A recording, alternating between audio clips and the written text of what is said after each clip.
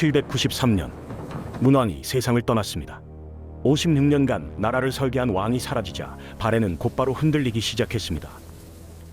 왕위를 차지한 것은 문왕의 친척 동생 대원의. 그는 아주 포악했고 귀족들은 참지 않았습니다. 더 기다리면 다음은 우리 차례다. 집위한 해 대원이는 귀족들의 칼에 쓰러졌습니다. 이것이 너희가 원하는 결말이냐?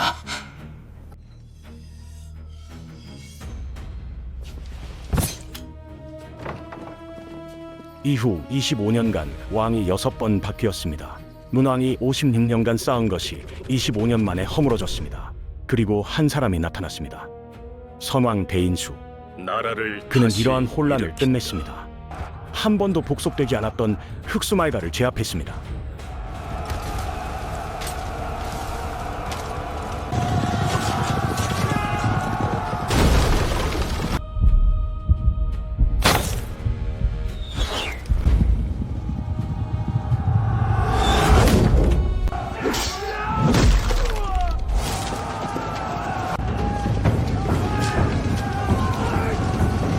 신라는 발해를 막기 위해 826년 대동강에 300리 장석을 쌓았습니다.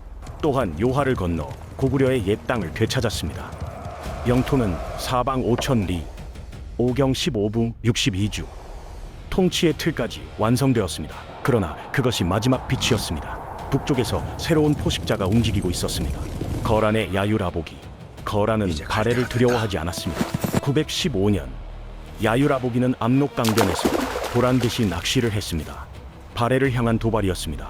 발해는 신라의 손을 내밀었으나 신라는 응하지 않았습니다. 고려 또한 거란과 왕래를 시작했습니다. 발해는 점차 고립되기 시작했습니다. 마지막 왕의 이름은 배인선.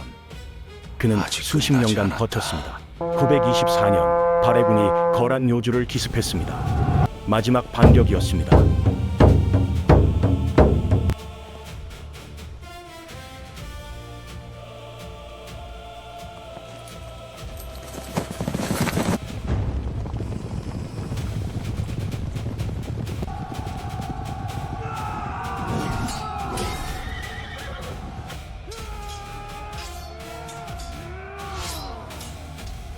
(925년 12월) 야유라복이가 직접 군대를 이끌고 남하했습니다.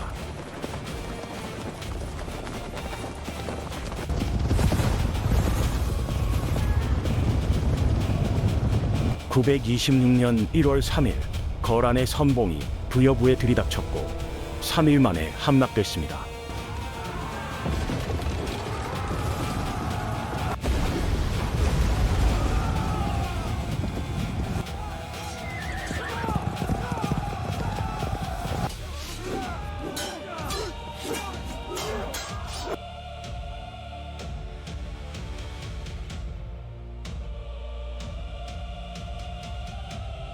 발해 중앙에서 3만 병력을 급파했으나 거란군은 3만을 괴멸시키고 수도를 향해 달렸습니다.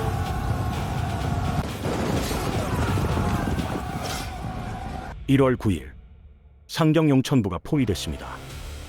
배인선은 성벽 위에 섰습니다. 바둑판 격자에 거대한 평야 도시, 그 위를 거란 기병이 둘러쌌습니다. 상경은 평지성이었기에 지키기에 부유한 구조였습니다. 228년 제국의 수도가 지형부터 폐되었습니다. 1월 14일 수도가 포위된 지 6일 만에 배인선은 성문을 열었습니다. 228년 배조영이 협곡에서 시작한 나라가 6일 만에 끝났습니다. 그러나 발해인들은 나라를 잃은 뒤에도 발해인이었습니다. 수만 명이 고려로 넘어왔고 왕건은 말했습니다. 발해는 우리의 가족이다. 발해는 사라졌으나 사람들은 남았습니다. 그것으로 충분했습니다.